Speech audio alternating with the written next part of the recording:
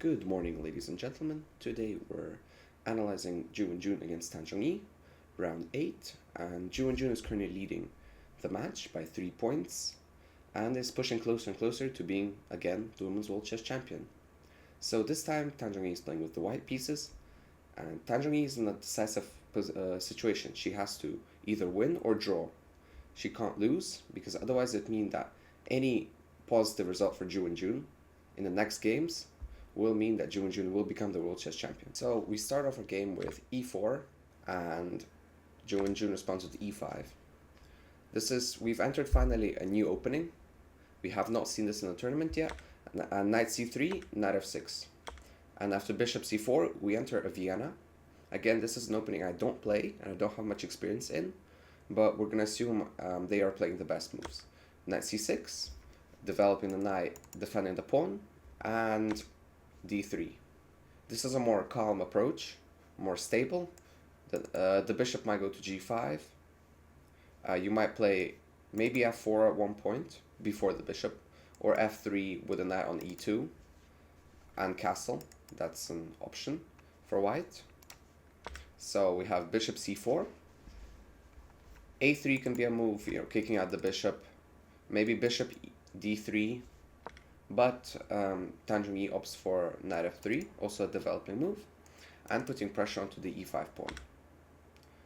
d6 protects the e5 pawn, and also opens up the light square bishop, also to go for some kind of pin tactics. Castles, takes, and here already we can see some imbalance being created.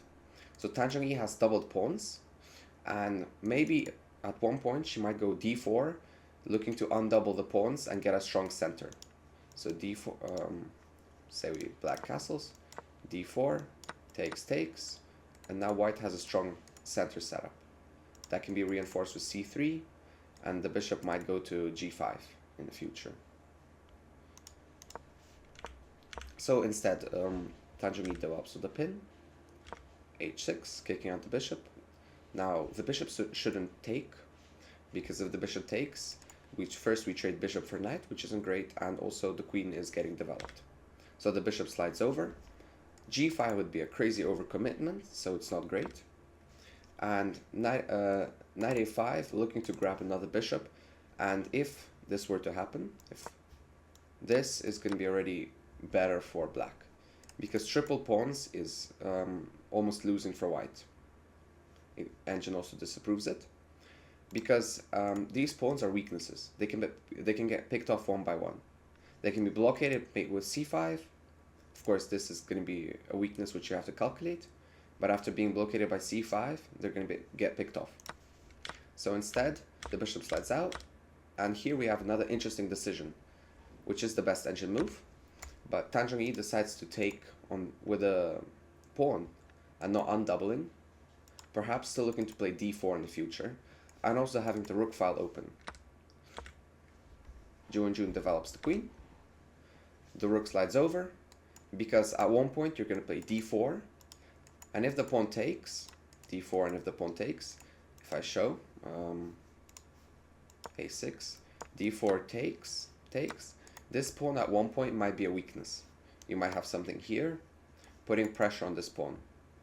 You're going to have to slide back with a knight, and it's a bit uncomfortable. So queen goes to e6, and here we have the d4 move, after which Wenjun does not decide to take, because it's unnecessary to undouble your opponent's pawns. Instead, there is a knight reroute, untying the queen from guarding that square, because opening your g file is not great, and also defending the e5 pawn. So queen d3, a6, ensuring that there is no rook attacking, so the rook is free to move now. Rook d1, everything is building up to the takes, and maybe c4, c5. Of course, there's the knight, but some ideas in that way. Rook e8, bishop slides down, more activity. So we have all the play on the center squares, and b5 rewriting the knight. Maybe c4 at one point, looking to break through in the center. b4, slightly closing the center, I would say this is a slightly questionable move. It's still decent, but I was thinking c4 would be a play in one position. Knight puts pressure on the bishop. Queen slides out, perhaps to reinforce with f6 later, and also to have your own activity for Wenjun. Takes. First you grab the bishop,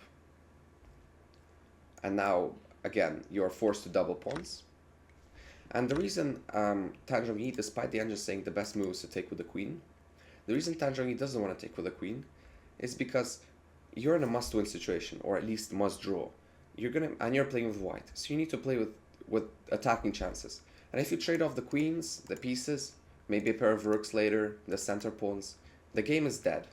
You also have the double pawns and the knight for bishop. Therefore, you're not tempting. You're not attacking with anything. So takes. Knight a5, looking to maybe sneak in, develop. Bishop develops finally after 22 moves. Rook e3, reinforcing. Rook e1. Again, all this pawn is being fully defended. f4, and here Zhongyi makes a mistake. She hangs a pawn. After this massive exchange, Wenjun is simply up a pawn. And now it's really difficult to play with white somehow in this position, because white has all the doubled pawns and a bishop for a knight. Therefore, white is at a disadvantage. It's much easier to play. And this is a step in the wrong direction, as the winning move, and one of the only moves, is e3, giving away the pawn to infiltrate the position. The idea of this move is pretty clear. It's for black to take, and then you can recapture the queen with check, at which this pawn hangs. Or even if there was no check, you're splitting all of black's pawns and creating weaknesses. But this beautiful move, and the only move, exists, which is e3. And point of e3 is if you take with a pawn, it's worse. If you take with a queen, if I show black here, and no matter what you do, this pawn has a weakness, and you didn't get the weak points created. It's still all the pawns are defended. So, after queen a7, attempting to create some counterplay, looking to take the a6 pawn, c7 pawn, black simply takes, and now they have a comfortable passer. After takes, bishop defends everything, tying up the position, like I believe it was in game 3. And here, a slight miss, but it's understandable. The move is to create some pressure. Maybe you want to take the pawn with the knight, and then go knight f5, looking for some checkmating ideas or some perpetual checks, but everything is guarded by the queen. c3, the pawn is one step closer, takes, and this isn't really an inaccuracy. This is just preventing any draws, any perpetuals, anything like that. Only move for the king here, and now the Wenjun forces a trade of queens. If you don't trade, your knight is hanging, or the pawn is simply going to push. The pawn is defended. The bishop enables the movement of the pawn. And now the pawn is one square away from promotion. And it's really difficult to play for Zhongyi now, because the knight is forced to guard the c1 pawn. And the bishop is kind of free to move. If the king gets a bit too far, the bishop can take the pawn, sacrificing the c2 pawn. So we have f3, king moves, and Zhongyi moves for king. The knight is blocking, king is advancing, and now Wenjun sacrifices the pawn to get 2 pawns, or at least 1 pawn. Takes, and this is a brilliant move. I think the engine is harsh, this deserves a brilliancy. You can take, because once the knight takes, your queen goes up. There are all sorts of checks, but if you go here, you can take the pawn. There's a check. You have to go king g4. After takes, you just cannot stop the pawn. The pawn is pushing. And the pawn is going to become a queen. So, we have takes, king attacks, and now we have 2 pawns which the knight cannot stop. Check, king pulls up, check, and now there's no more checks. and the pawn simply cannot be stopped. If you take, you can run after the pawn, but the pawn is going to make a queen. Or even you can sacrifice this pawn and go for the b4 pawn and then queen the a6 pawn. So the position is completely lost. And with this, Wenjun wins another game. The score is now 6-2, and all Wenjun needs is a draw or another win to secure the Women's World Chess Championship title for the 5th time in a row. Thank you for watching.